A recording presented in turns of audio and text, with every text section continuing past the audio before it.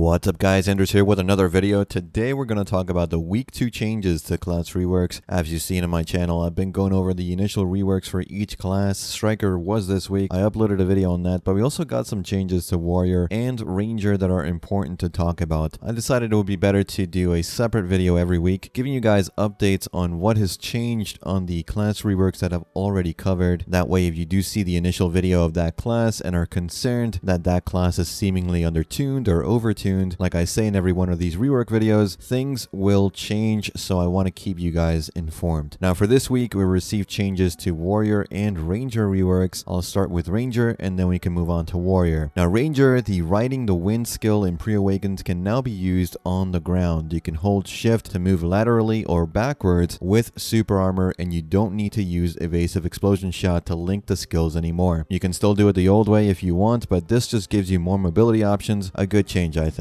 Call of Earth no longer has the passive in succession where you get the spirit or elemental damage applied while in that form. The devs thought it was a bit of annoying to have to cast Call of Earth in succession for PvE grind specifically, so they have now incorporated the elemental damage into some skills. So Succession Ultimate Blasting Gust now has elemental damage infused, and Succession Razor Wind now has elemental damage infused as well as the other skills that usually had it, like Succession Regeneration, for example. Speaking of Succession Regeneration, it now deals more hits on attack. It's a ×10 skill instead of ×7. Succession Nature's Tremble now deals a -20 DP debuff instead of -15 DP debuff. In Awakening, Breezy Blade now deals less damage in PvE. Rushing Wind, less damage in PvE. Waltz of Wind, less damage in PvE. So Elemental Galaxy, one of the new skills, actually got more damage. It has also the Evasion debuff of 9% for 10 seconds. That's huge, but it no longer has super armor, which is a bit of a bummer. Nature's Tremble now deals more damage overall as well. Some Awakening Succession skills can now be used from out of combat mode, which is great. You can hotkey it and then use it immediately. This is useful in certain situations, but mostly a PvP kind of thing. Guardian Wind no longer uses the S+E input. It is instead a Shift Q skill now. And for Warrior in Succession, Solar Flare now deals more damage and has gained the Evasion -6% debuff instead of the burn damage over time it had. That is a huge change. Warcry in Succession now gives 10 AP for all party members, including yourself, for 20 seconds on top of the 20 DP buff it already gives now. Really great utility improvement. This change to Warcry though is only for Succession, so keep that in mind. Awakening still maintains that ability to use Warcry for the party DP buff if you wish. Succession Evasion iframe is now 3.5 seconds instead of 5 seconds, which is a very nice change. And Succession Scars of Dusk also received more damage overall. Awakening Warrior Solar Flare movement distance was nerfed by half, but if you do head chase into Solar Flare, you get the same distance as before. So it's a nerf technically, but not really a big deal in my opinion. What is nerfed is the evasion debuff on Solar Flare. It is no longer 12% debuff, it is now 6%. The Hilt Strike accuracy buff that used to be 12% got nerfed to 6%. Honestly, understandable changes since those were incredibly strong week 1. There was no way that was going to be making it to live. Now let me know what you guys think about these changes in the comments, and remember, we have a long way to go before any of these reworks make it to live servers. We've seen 3 classes overall, 14 more to go. It will be months before we see the changes on live, so don't panic too hard. I'll be here every week to let you guys know how the reworks are being fleshed out. And that's pretty much it for this one, guys. Let me know what you guys think about today's video in the comments or over on our community Discord. We're now public and accepting new members, so follow that link, react to the comments to get your member role, and say hello. If you want to support the videos I make and small donations, you can follow the Ko-fi link below and buy me a cup of coffee. I love coffee as much as I love bells, so every coffee you buy me will be greatly appreciated and will of course come with some Discord perks. Remember to like and subscribe if you haven't already, and hit that bell icon to get notified when I upload my next video. Remember,